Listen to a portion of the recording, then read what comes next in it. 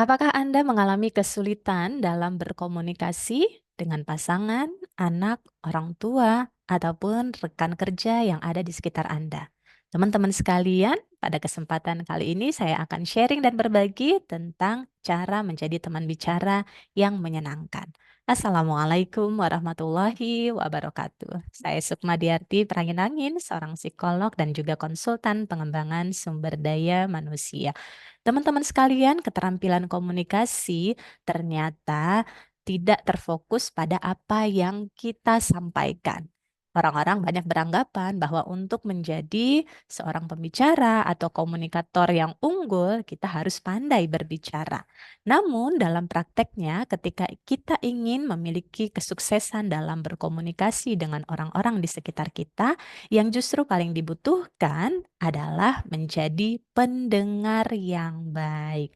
Nah, ini merupakan rahasia yang perlu untuk kita pahami dan sadari bahwa untuk bisa berkomunikasi dengan baik atau membuat orang lain merasa nyaman berbicara, berkomunikasi, ngobrol dengan kita, maka kuncinya bukan seberapa baik, seberapa menarik apa yang kita sampaikan, tetapi seberapa baik kita mampu untuk mendengarkan orang-orang yang sedang berbicara dengan kita.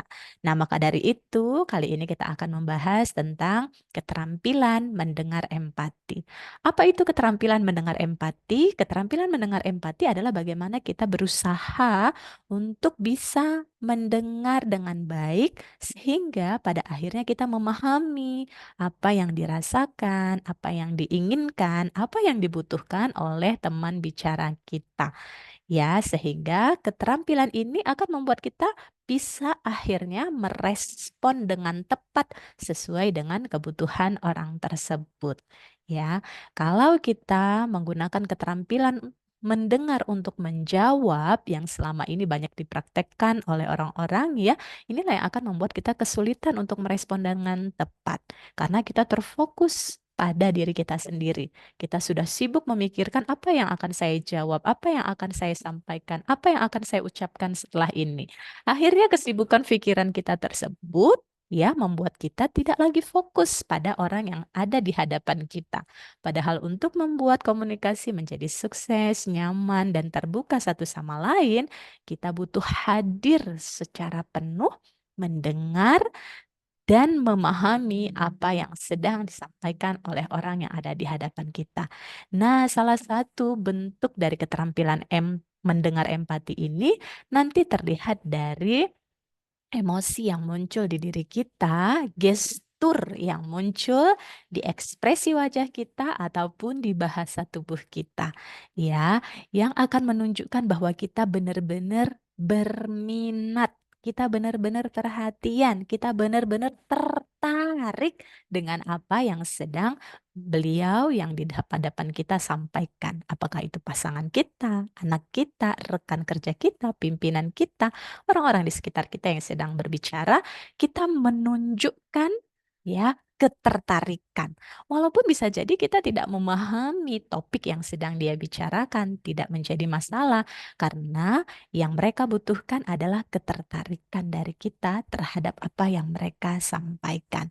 Nah, inilah yang akan membuat orang lain semakin terbuka, semakin tertarik, semakin merasa nyaman untuk berkomunikasi dengan kita. Maka teman-teman sekalian ini bisa menjadi perhatian yang benar-benar perlu untuk kita sadari bahwa keterampilan mendengar akan membantu kita untuk bisa memiliki komunikasi yang baik, sukses dengan orang-orang di sekitar kita. Maka untuk bisa mempraktekkan hal tersebut, yang pertama sekali harus ada kesadaran.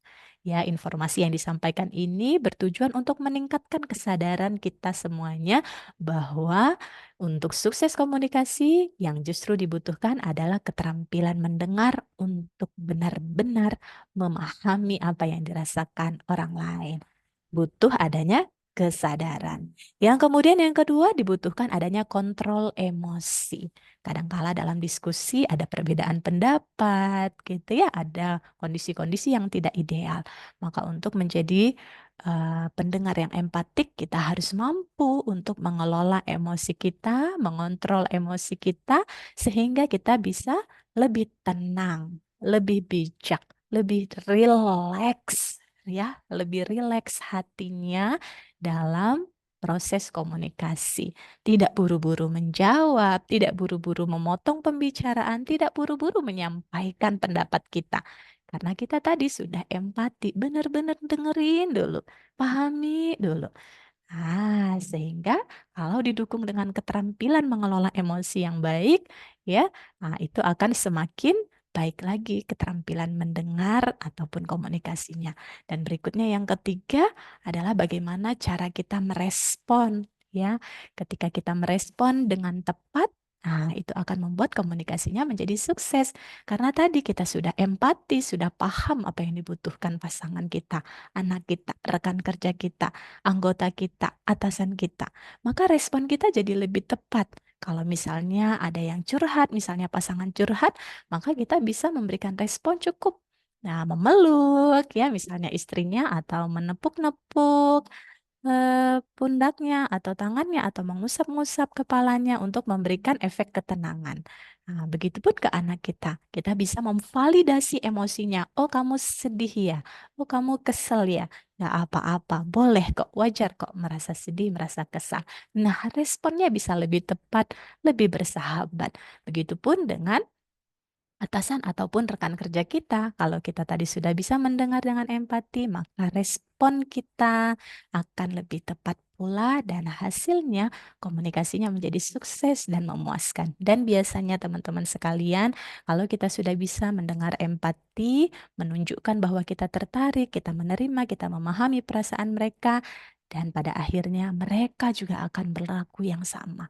Mereka akan menunjukkan ketertarikan, keterbukaan, dan dukungan pula ketika kita bergantian mengkomunikasikan apa yang kita inginkan, yang kita harapkan maupun yang kita rasakan. Teman-teman sekalian, semoga apa yang kita sharingkan pagi ini bisa bermanfaat dan menjadi inspirasi bagi teman-teman dalam praktek komunikasi dengan siapapun yang ada di sekitarnya. Semoga bermanfaat. Wassalamualaikum warahmatullahi wabarakatuh.